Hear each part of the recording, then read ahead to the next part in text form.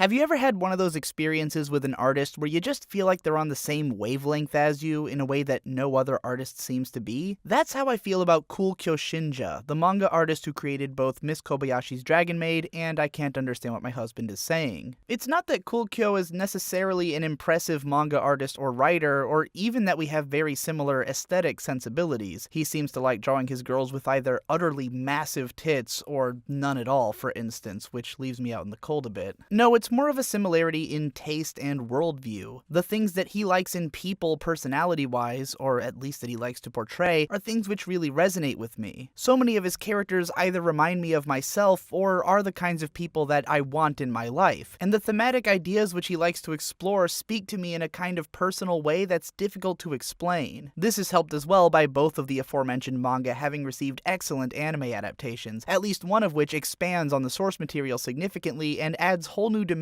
to it which only enrich my bond with it. Back in 2014, I had a difficult time articulating what was so appealing about I Can't Understand What My Husband Is Saying beyond simply listing off all of the things that I connected with about it. When it comes to Maid Dragon, I feel compelled to do the same, but I hope to make it a bit more inviting this time by explaining in some detail exactly what it is about each of these themes and characterizations that makes them so exciting and relatable to me. Hopefully in doing so, even if you can't bring yourself to feel the same way about this show that I do, you'll at least be able to appreciate what made this my favorite experience watching anime since Shirobako in 2015. We'll start with the part that surprises no one, which is how I relate to Kobayashi's need to drink. Alcohol plays a fairly important role in Maid Dragon, as Kobayashi was drunk when she first encountered Toru and invited her to come be her maid, and she often uses alcohol as a way to relieve stress after work, or simply as a way to open herself up to more fun and emotional conversations. As a fairly emotionally stoic and very hardworking person, Kobayashi operates sort of mechanically in her day-to-day life, making decisions based on quick but careful analysis and always keeping her cool, so drinking for her is mostly a way to cut loose. People who don't drink seem to have a difficult time understanding the appeal of drinking, seeing it as something which transforms the drinker into someone else whom they don't seem to have full control over. Drinking can obviously cause all kinds of problems if it becomes a liability, but as a casual drinker, I think the appeal is not that it makes you someone else, but that it gives you an avenue to let another side of yourself, which is always there, have time to breathe. It sort of cuts off the part of your brain which is constantly paranoid about doing anything that doesn't have an immediate benefit to you in your future, and allows a more open, honest side of yourself to come forward. In Kobayashi's case, it's the side of her which is a hardcore maid otaku, whose real passion lies in discussing this incredibly niche interest. It also brings her more empathetic and emotional side to the forefront, which, as we'll discuss in a bit, is always quietly audible in her dialogue and actions, but really explodes out when she lets her emotional guard down, which by the end of the show we will see accomplished through other means than just inebriation. I think Kobayashi's drinking could easily be misconstrued as an avenue of escape from the stress of her daily life, but really I think that Kobayashi is exceedingly well built to handle the kind of lifestyle that she has, and that even her drinking fulfills a very logically thought out place within it. A big part of what makes Kobayashi cool is that she's capable of making fast, logical decisions and formulating her life in such a way that everything functions efficiently. I don't think it's remotely an accident that a character who thinks this way has a job writing code as a programmer, or that she tends to view things in terms of creating systems and compromises. We can see this early on when she decides to hire Toru almost immediately after realizing a practical application for having her around, and we'll see it most prominently in episode 4 when she creates a system for each of her noisy neighbors to be able to do their things without bothering one another by keeping a shared schedule. This mindset isn't only helpful in terms of maintaining a quietly efficient lifestyle, but also in managing her relationships and the emotions of her friends. Kobayashi always keeps a level head and gives clear, helpful advice and can often recognize the underlying reasons for a friend's emotional state. Unlike so many oblivious anime characters, when she notices that a friend is acting strange, she will quietly sit them down, ask them what's going on, and then attempt to reason with them to bring them down to a functional emotional state of mind. And the best part of all of this from a storytelling standpoint is that it's never explained to the audience outright. There's not a single sequence of Kobayashi applying her knowledge of code to her interpersonal relationships or some corny shit like that. It's just that all of these things happen to fall under the umbrella of her nature. And for that matter, it's very important and dear to me that Kobayashi Kobayashi's nature is that of an adult. Not just an adult, but by my estimation, probably in her late 20s, old enough that she's been living this way for long enough to have fully systematized and come to terms with her lifestyle. Whereas even the characters in Shirobako in their early 20s spend a lot of time realizing how rough the working world can be, Kobayashi is used to it already. She doesn't even complain, because she's already found as many workarounds as she can, and has settled into a clear formula. Her weaknesses are such as that her job has given her lower back problems, something that I would be on the fast track to myself had I not gone out and bought the nicest desk chair I could find, and I wonder if she would have one too if the company allowed it. There's no shortage of reasons that Kobayashi should be unsatisfied with her job, but at this point she seems to be so numb to these, or at least has found such an easy escape in the form of alcohol, that they hardly even register anymore. And yet, as things begin to change in her environment, Kobayashi adapts almost naturally. She simply deals with each new thing as it comes and never gets overwhelmed, and her definition of what is normal slowly shifts along with it. One of my favorite lines in episode 3 is when she expresses that a life like this is acceptable too. Even though things have ostensibly completely changed in her life, she has dealt with this change so handily and normalized and systematized it so efficiently that it already feels as natural as her life had felt before, just in a different way and bringing along a different set of emotions and daily concerns. It really means a lot to me that this series is one of the few, if not the only time, that I've ever seen anime characters move into a new apartment in the middle of a series. Kobayashi decides that her apartment doesn't have enough space now that she's got a maid and basically a daughter, so they move into a bigger place. And it kind of means the world to me that instead of Kobayashi having just pointlessly lived in a giant house that her parents left behind or some other bullshit, we just crossed that bridge when we came to it. Why am I so hung up on this? Maybe because I've lived in 18 different houses in my life, and my family was constantly taking in cousins, aunts, uncles, grandmas, friends, and other people who needed a place. So space management and the different reasons that a family would have to move are extremely familiar to me. Moving has been a huge part of my life, and it's something I'm about to do again, after almost 9 years of having taken root in one place for what to me seems like an absolutely absurd amount of time. So seeing it represented accurately in anime for like the first time ever was pretty exciting. Also because moving means something very different to adults from what it does to kids. Most of the time that moving is presented in stories, it is right at the beginning. The characters are arriving in a new place and are about to get a fresh start. The actual reasons for the move are mere plot contrivance. What's important is how the move affects the children emotionally, or how it changes their lives for good or ill. That's all fine and accurate in itself, believe me. I moved so often growing up that I couldn't even relate to a lot of stories about characters who just moved because I never had the experience of having lived in one place my whole life and then having been upended. But now that I'm grown up, my understanding of moving is completely different. Now it's purely about logic and who can fit where and how much do you need versus how much you can afford and what is the property worth, etc. Do the kids need their own bedrooms? Am I gonna have to dump half my crap at Goodwill if the new place doesn't have enough storage? And the logic changes considerably depending on how many people are involved or how much money you've got to toss around. Maid Dragon doesn't dig too deeply into these concerns. Kobayashi is able to upgrade her house without even seemingly thinking about the cost, which is fascinating in its own way. It means that Kobayashi was probably living significantly under her means while putting a lot of money into savings, because why not? If she spends most of her time working and doesn't have particularly expensive tastes, then it's not like she needed to be spending more than she was. This new place is probably just cutting into some of that margin. But anyways, I'm getting way too into talking about this, so let's move along. My favorite thing about Kobayashi is her general worldview of cynical optimism. For the longest time, I've been living with the motto, high hopes, low expectations, and I feel like Kobayashi follows this mantra perfectly. Whenever pressed to consider the possibilities of a situation, she will identify and explain the worst case scenario, but then follow that up with hopefulness that things are going to come out okay, and that it's worth the risk to go through with living anyways. The series itself follows this kind of logic as well, often reminding us of how things could possibly go wrong, but then allowing things to go right, and reminding us that for all the ways that people and situations can be shit, they can also be cool too. This is most clearly displayed in episode 2, when Toru uses an unnatural show of force to take down a purse snatcher. There's a moment of panic when both she and Kobayashi are concerned over how the surrounding onlookers are going to respond to the situation. Fearing the worst, Kobayashi rushes to Toru's side, only for it to turn out that, yeah, of course everyone loves and celebrates a badass, and they all rush to praise Toru for her deed. Sure, things don't always go this way, but things do go this way sometimes, and it's just as important to remember that as it is to remember the opposite. This scene comes up again as a flashback in moments when the characters remember that sense of panic over whether things are going to turn out okay or not, but at the same time, there's a comfort in knowing that that they did. This line is constantly being walked by the series, as Kobayashi and Toru never forget the possibility that whatever they're doing could be a bad idea, but continually decide to go through with it anyways and to hope for the best, right up through the emotional climax of the series. It's this acknowledgement of the potential wrongs of society which makes the happiness of the series that much more potent. Kobayashi reminds us how Kana could potentially be ostracized when entering kindergarten, but she lets her go anyways, and it turns out that everyone loves her and she makes friends easily. We are constantly reminded that any of the dragon characters could invoke Ragnarok or eat all the humans around them if they decided that this world wasn't good enough, but Kobayashi approaches each of them anyways, not without reservation, but while recognizing that life wouldn't be worth living if situations didn't turn out okay every now and then, or if you couldn't have any faith in the goodness of others' hearts. But that isn't even the whole of what makes Kobayashi such a great friend and mother figure. So much of that has to do with the depth of her empathy and willingness to almost step outside of herself to understand someone else. In episode 2, after that scene in the market, even though things turned out okay, she goes on holding Toru's hand for a while as they walk away, to comfort the rushing nerves that both of them are still experiencing after that moment of panic. Later, we will see her decide to compliment Toru on her cooking, or to hide her more analytical and abrasive opinions just to make Toru happy. Later, she becomes self-sacrificing to the point of giving herself extra work so that she'll be able to make time to come to Kana's field day, just so as not to disappoint her. But perhaps my favorite moment of Kobayashi's perceptiveness is when, a minute after her apartment is utterly wrecked by the arrival of an unfamiliar dragon, she processes the situation and how it might play out, stays calm, and compliments Kana on having said something clever. Even in the face of total chaos, her natural response is to remain motherly towards her surrogate daughter. And hey, what do you know? That brings me to another thing that I'm totally into as a thematic subject: parenting. Particularly this stage of it, when you're out of the non-stop screaming, crying, shitting baby stage and into the shaping the heart and mind of a young, impressionable youth stage. Aside from the biological act of creating a child or the physical act of keeping them alive until they're old enough to do so themselves, the most important thing that a parent does for a child is to develop their worldview. So much of what a person becomes is the result of the environment that they grew up in and who their parents were, going beyond perhaps what many would like to admit. And if there's one thing that I would treasure the opportunity to do, it would be to throw my hat into the ring of trying to get it right. At that, Kobayashi represents a lot of what I think I'd try to do. Of course, Kobayashi is lucky that Kana is basically self-sufficient already. I mean, she's a fucking dragon, and only even a child in dragon terms in the first place. I'm not going to pretend that the series is a serious attempt at exploring parenthood or anything. Really, the conceit of the series allows us to sidestep most of the serious aspects and potential consequences of parenthood and to just focus on the more inviting implications. I mean, Kana herself is fucking adorable and perfect and the best kid you could ask for. Kobayashi is coasting on easy mode with a kid as understanding and worldly as this one. Still, it's the way that Kobayashi is always assessing what Kana will understand and guiding her towards making good decisions and growing into a more empathetic and intelligent child that makes her such a great mother figure. She gives Kana the space to do her own thing, if largely out of necessity, but makes sure to be there for her as a guiding influence and to make sure that she's satisfied with her home life, even at the potential cost of increasing her own stress. After all, that stress has a bigger payoff now, when she gets to see her daughter happy and to know that she's working towards something, that each ounce of effort has a tangible benefit in someone's life. In the last episode of the series, while we are pushed into a somewhat contrived scenario in order to get a big emotional climax, my favorite part is how, with Toru not around, we see a montage of what single mother life would actually be for Kobayashi. Nothing about her intentionality changes at all, but her capabilities change massively. She can't actually manage her time well enough to keep her house clean, or to give Kana a good meal every day, or to have someone to look after her when she needs to work late. This is where we really get into how life affects parenthood in a more directly physical sense. It's not that Kobayashi has become any worse of a parent. Really, she hasn't changed at all. We just see how much harder it would be for her to be herself without anyone around to help, and how this means concessions in Kana's standard of living, which could very well change her mindset towards what life is like in the future, though knowing how good Kana is, it would probably only make her stronger. While we're talking about that final episode, let's also deliver on what I promised earlier and get into the scene wherein Kobayashi gets emotional without the use of alcohol. As mentioned before, Kobayashi is always one to choose her words and actions carefully, based on what the situation seems to call for. We can often see her taking time to process her situation, or to reconsider how she thinks about something. In episode 10, she is told something about herself to which she responds,